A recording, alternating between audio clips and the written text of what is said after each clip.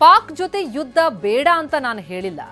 ಯುದ್ಧ ಅನಿವಾರ್ಯ ಆದ್ರೆ ಮಾಡಬೇಕು, ಆದರೆ ಯುದ್ಧವೇ ಪರಿಹಾರ ಅಲ್ಲ, ಭದ್ರತೆ ಕೊಡಬೇಕಲ್ವಾ ಅಂತ ಸಿಎಂ ಸಿದ್ದರಾಮಯ್ಯ ತಮ್ಮ ಹೇಳಿಕೆಗೆ ಸ್ಪಷ್ಟನೆ ಕೊಟ್ಟಿದ್ದಾರೆ. ಭದ್ರತೆ ಕೊಡೋದು ಯಾರ ಜವಾಬ್ದಾರಿ, ಅದರ ವೈಫಲ್ಯ ಇದೆ ಅಂತ ಹೇಳಿದ್ದೀನಿ ಅಂತ ಸಿಎಂ ಸ್ಪಷ್ಟನೆ. ಬೆಂಗಳೂರಿನಲ್ಲಿ ಮಾತನಾಡಿದ್ರು ಸಿಎಂ.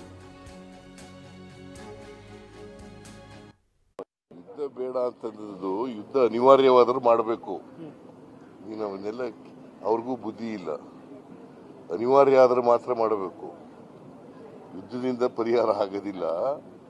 ಯುದ್ಧ ಅನಿವಾರ್ಯ ಆದ್ರೆ ಮಾಡಬೇಕಾಗ್ತದೆ. ಗೊತ್ತಾಯ್ತಾ? ನಾನು ಯುದ್ಧ ಬೇಡಿಕೆ ಬೇಡ ಅಂತ ಹೇಳಲಿಲ್ಲ. ನಾವು ಪಾಕಿಸ್ತಾನದ ಮಾಧ್ಯಮಗಳಲ್ಲಿ ಆ ತರ ಬಿಂಬಿತ ಆಗ್ತಿರುವಂತದ್ದು ತಮ್ಮನ್ನು ಕೂಡ ತಮ್ಮ ಹೇಳಿಕೆ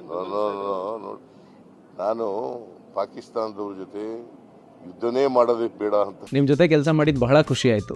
ನೀವೇ ಬೆಸ್ಟ್ ಬಾಸ್. ಇಷ್ಟು ಮ್ಯಾನೇಜರ್ ಆಗಿದ್ದೆ, ಇನ್ನು ಮುಂದೆ ಬಾಸ್ ಆಗ್ತೀನಿ. ಹೇಗೆ boss Vala boss Vala B the boss ಹೇಳಲಿಲ್ಲ. ಏನು ಹೇಳಿದೆ ಅಂತಂದ್ರೆ ಯುದ್ಧ ಪರಿಹಾರ ಅಲ್ಲ. ಈಗ ಭದ್ರತೆ ಕೊಡಬೇಕಾಗಿತ್ತಲ್ವ ಅವ್ರಿಗೆ.